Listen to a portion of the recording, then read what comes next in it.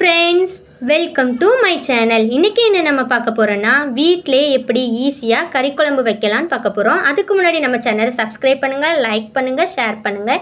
வாங்க நம்ம வீடியோக்குள்ளே போகலாம். நான் பெரிய வெங்காயம் 2 கட் பண்ணி வச்சுருக்கேன். தக்காளி 2 சின்னதாக நறுக்கி வச்சுருக்கேன். பெரிய உருளைக்கிழங்கா இருந்தால் 1, சின்ன உருளைக்கிழங்கா இருந்தால் 2. அப்புறம் இஞ்சி நல்லா வாஷ் பண்ணி பீல் பண்ணி நல்லா சின்ன சின்னதாக கட் பண்ணி வச்சுக்கலாம். அதோட பூண்டு, கருவேப்பிலை, புதினா இலை எல்லாத்தையும் எடுத்து வச்சுக்கலாம்.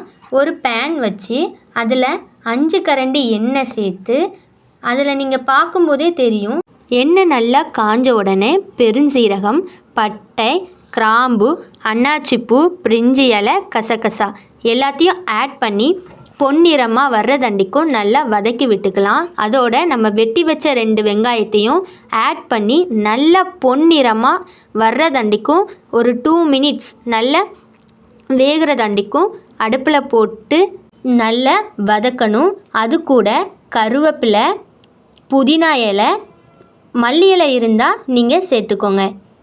சேர்த்து நல்லா வதக்கிட்டு அது கூட தக்காளியை ஆட் பண்ணி நல்ல பச்சை வாசனை போகிறதண்டிக்கும் நல்லா அதை வதக்கி விடணும்.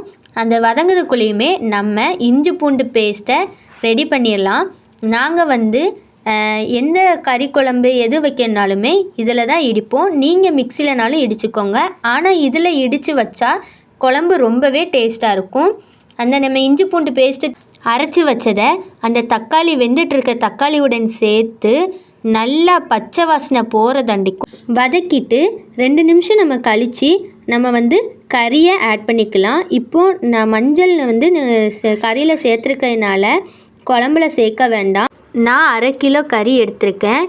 நீங்கள் 1/2 கிலோ கறிக்கு மேலே எடுக்கிறதா இருந்தால் தக்காளி வெங்காயம் கூட ஆட் பண்ணிக்கலாம். கறி நல்லா வேகணும். வேகும் போது தண்ணி விடும். அந்த தண்ணிலே நல்லா கறி குக்கானதும் நம்ம தேவையான மசாலா பொடியெல்லாம் நம்ம சேர்த்துக்கலாம்.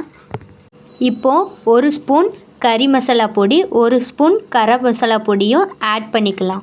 இப்போ அந்த மசாலா ஸ்மெல் போகிறதண்டிக்கும் நல்லா வதக்கிட்டு, நீங்கள் கிரேவியாக வைக்கிறதா இருந்தால் தண்ணி கம்மியாக சேர்த்துக்கோங்க. அதுவே குழம்பாக வைக்கிறதா இருந்தால் தண்ணியை நிறைய சேர்த்துக்கோங்க.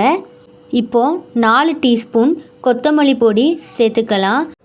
இது எங்கள் வீட்டிலே செஞ்ச ஹோம்மேட் கொத்தமல்லி பொடி. அடுத்த வீடியோவில் வீட்டிலே எப்படி கொத்தமல்லி பொடி செய்யலாங்கிற வீடியோவை கண்டிப்பாக நம்ம சேனலில் நான் அப்லோட் பண்ணுறேன்.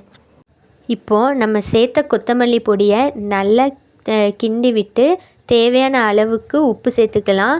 அதையும் நல்லா கிண்டி விட்டு எண்ணெய் மேலே பிரிஞ்சு வரும்போது நம்ம அடுப்பை ஆஃப் பண்ணிடலாம்.